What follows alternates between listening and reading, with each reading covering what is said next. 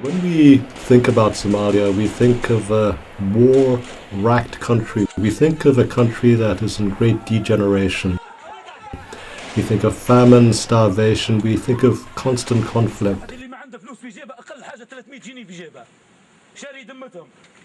Into this fiery mix, a SOAS student called Abdi Gurey decided to interrupt his studies, come back to the land of his birth, and run for the presidency of Puntland.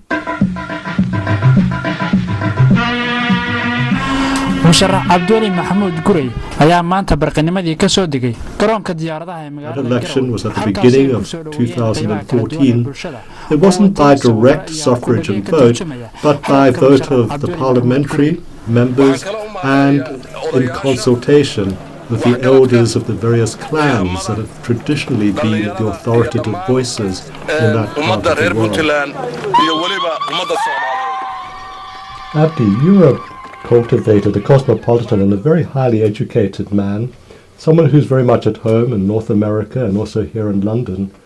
Why did you want to go back to Puntland to run for the presidency of that country? Simply because throughout my entire life, I have seen money problems, first-hand suffering endured by Somali people.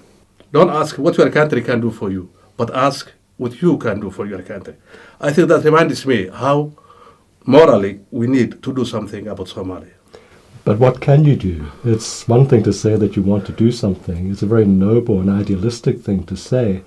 But our impressions of this part of the world from outside, our view is that this is an area of great chaos, of great violence, of great disorganization. How can you bring some kind of stability and how can you bring some kind of development and modernity to a country like this? I think everything is we have to use whatever mechanism we have. Taking an example, when I was in Somalia, my first priority was to target the need of Somali people, such as families, women, and children, who suffered the most. Many people forget that at one point in time, Puntland was a fabled country. It was the Venice of that part of the world, famous for its trade internationally, famous for its culture. The problems of Somalia really began in the 20th century, with the great metropolitan powers seeking to control it and to conquer it. Both Italy and Great Britain were very much part of this mix, and it became a fractured territory competed for by the European powers. It finally gained independence as Somalia in 1960, and the different parts voted to come together as one country to try to cast off the divisions of colonialism. But in 1969, the country fell prey to dictatorship. Siad Barre seized power and ruled until 1991, when civil war broke out throughout the country, and in a time of great famine, bloodshed escalated. The old divisions re-erupted. The southern part of Somalia fell prey to increased war, increased tension, increased violence. Only in the north of the country was there a semblance of stability. Somaliland claimed independence for itself based on the colonial borders, and Puntland, taking the historical name of that part of Somalia with its very stable and prosperous past, declared itself to be an autonomous region. These countries, seeing the wrack and the ruin of the larger Somalia, think they can make it forward into the future, and yet they also have great problems. One of the key objectives in Puntland is to seek not only development, but international legitimacy. The most important point of my policy was to increase transparency, to regain the trust of the people by removing conflict of interest and bribery. In that, we can build a society in a fairness way. In addition to that, I also emphasized about security on all its forms. For example, we have a problem, we have extremism, we have other problems. Somalia is in collapse for quite some time.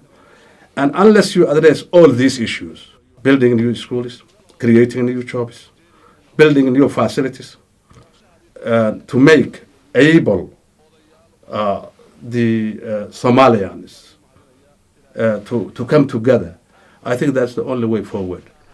But Abdi made a huge impact, not because he tried to buy votes like some of his rivals, promising political favors, economic favors, and trade-offs in the future should he become president, but by stressing an agenda that not only took into account traditional sensitivities, but an outreach to those people who have been traditionally marginalized in all parts of Somalia. He reached out to young people, those who will be the future of the country, and very, very unusually in this country, he reached out to the women. If you had become president of Puntland, what would have been the role of women in your administration? We have to empower women. Democracy is a universal. We need women to participate in politics. We have to include women if we want our country to work. They are victims of war. They are victims of rape. They are victims of violence. And they were resilient.